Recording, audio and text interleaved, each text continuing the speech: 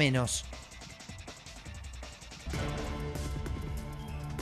¿Por qué pagamos impuestos del primer mundo cuando en realidad estamos recibiendo servicios del tercer mundo? ¿Qué significan los impuestos en el mundo y especialmente en la Argentina? Dice Carlos Pañi que no son un tema específicamente económico, sino que hay un tema político. ¿Qué se juegan los políticos, la política con los impuestos? ¿Está atada al éxito de los políticos, Carlos Pañi? Empieza una discusión, está empezando una discusión en la Argentina de carácter impositivo que, como decía recién María, esconde una disputa de poder. Y una pregunta central.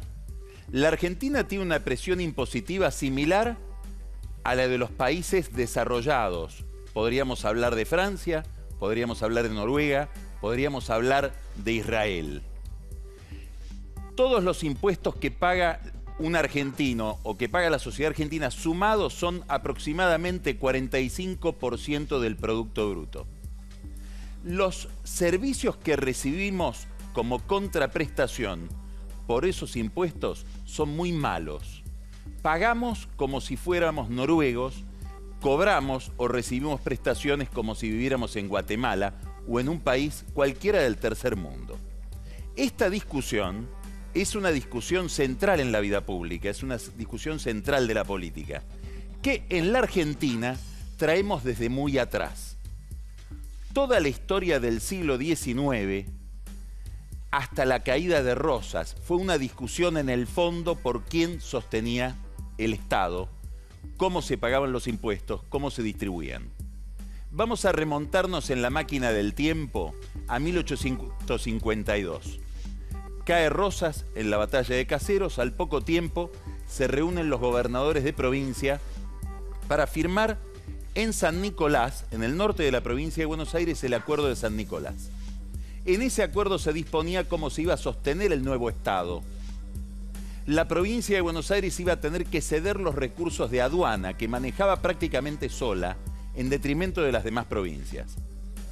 Empieza a haber una discusión, porque los bonaerenses dicen: no ponemos la cantidad de diputados que corresponde a nuestra población, pero sí ponemos más impuestos que el resto de las provincias. Queremos que esto se ajuste. Como no llegaron a un acuerdo, Buenos Aires se separó del resto del país. Durante 10 años hubo un conflicto entre la provincia de Buenos Aires y el resto de la Argentina por impuestos. Hoy se reabre la discusión, que se reabrió muchas veces. Va a haber un debate entre el gobierno nacional y las provincias por un impuesto irracional que pagamos los argentinos. Es un impuesto que no existe en ningún lado. Se llama impuesto a los ingresos brutos. Ese impuesto nació como un impuesto a las ventas, donde usted paga por lo que compra.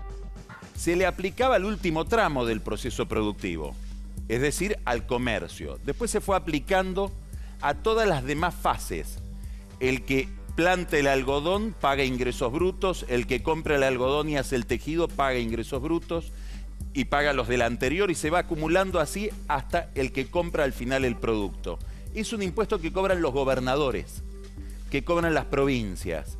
Algunas tienen alícuotas del 7% por cada tramo, es decir que 7 más 7 más 7 más 7. No hay empresa que aguante, no hay economía que aguante con esa asfixia, que significa 25.000 millones de dólares de recaudación en todo el país. ¿Escuchó? Una parva de dinero. Bueno, a los gobernadores les está diciendo el gobierno nacional: bajen un poco el impuesto a los ingresos brutos para que pueda haber más dinamismo en las economías, y van a compensar por lo que reciben por ese mayor dinamismo lo que van a perder por la recaudación de ese impuesto. Claro, ¿qué piensan los gobernadores peronistas? Acabamos de perder las elecciones.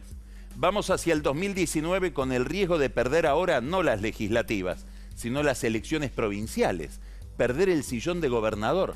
Además, ¿voy a ceder recursos? Esta es la primera discusión. La segunda tiene que ver con el problema central probablemente que tenga la Argentina. Un agujero negro, un centro de gravedad que tira todo hacia abajo. Se llama conurbano bonaerense. En el año 1991, Carlos Menem le dijo a su vicepresidente, Eduardo Duhalde, quiero que vayas a correr la carrera de la provincia de Buenos Aires. Quiero que seas candidato a gobernador por la provincia de Buenos Aires. Duhalde dijo, muy bien, acepto, pero antes quiero que me garantices recursos especiales. Gran negociación con todas las provincias. Dicho sea de paso, de esa negociación Néstor Kirchner se lleva los famosos fondos de Santa Cruz que desaparecieron, y a la provincia de Buenos Aires se le asigna un fondo de reparación para el conurbano bonaerense.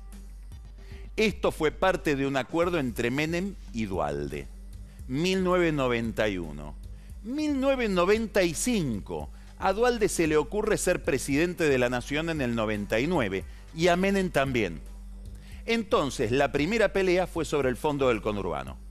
Apoyado en las demás provincias, Menem y el resto de las provincias dice, le vamos a dar a ese fondo del conurbano el dinero, pero con un tope, 650 millones de pesos. Lo que se recaude de más va a ir para el resto de las provincias, sin la provincia de Buenos Aires.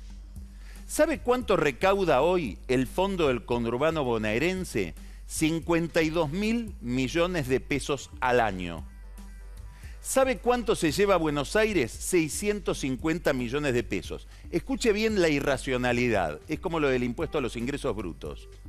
Del fondo del conurbano bonaerense, las provincias que no son la provincia de Buenos Aires se llevan 51.350 millones de pesos. Buenos Aires es la provincia que menos recibe del fondo del conurbano, subrayemos, bonaerense. Bueno, va a haber una discusión sobre esto. La provincia de Buenos Aires fue a la Corte todavía no se expidió porque dice que le resuelvan los políticos. ¿Y los gobernadores peronistas qué dicen? Tenemos ahí a María Eugenia Vidal, que ya gana por segunda vez la provincia de Buenos Aires con los candidatos de Cambiemos. Tiene 70% de imagen positiva. A la gente le preguntan, ¿con quién quiere dejar los chicos los fines de semana? Con María Eugenia Vidal. Además, ¿le vamos a dar plata? ¿No volvemos más? Esta es la pregunta que se hacen de poder, no de impuestos, los gobernadores peronistas que ven en la discusión impositiva una disputa por el 2019 y por el reparto de jurisdicciones y de cargos en la política.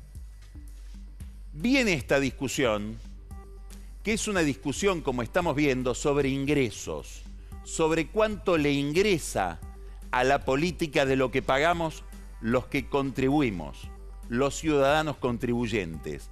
No hay una discusión central, que usted no la va a ver en todo este debate que está apareciendo a la luz pública. ¿Cómo se gasta? ¿Tiene sentido que los gobernadores cobren semejante carga impositiva de ingresos brutos? ¿Para sostener qué? ¿Para pagar qué? ¿Sabe cuándo nos enteramos de cómo se gasta? Cuando vemos a José López revoleando 10 millones de dólares en un convento. Cuando vemos lo que robaba Debido o lo que robaba Vudú. Ahí nos aparece claramente el gasto, pero son monedas alrededor de toda la masa de recursos que no sabemos bien cómo se aplican. Y hay una segunda distorsión. Toda esta montaña que es el Estado argentino, toda esta presión impositiva que se descarga sobre la sociedad, la paga el 70% de los contribuyentes. Hay un 30% que evade, que no paga. Son los subsidiados. No son pobres, son evasores, pero reciben un subsidio del resto de la sociedad. Esta es la discusión que viene. ¿Cuánto hay que pagar?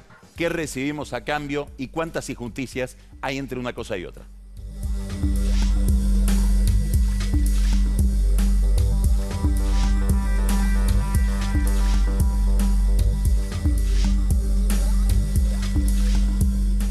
Y ese es el centro de la discusión. ¿Qué recibimos? Una mejor seguridad, una mejor asistencia a la salud, mejores escuelas, mejores universidades para nuestros hijos. No es una cuestión menor. Y está bien que Pani nos ayude también a reflexionar. Cada uno saca sus propias conclusiones. Eso está muy bueno.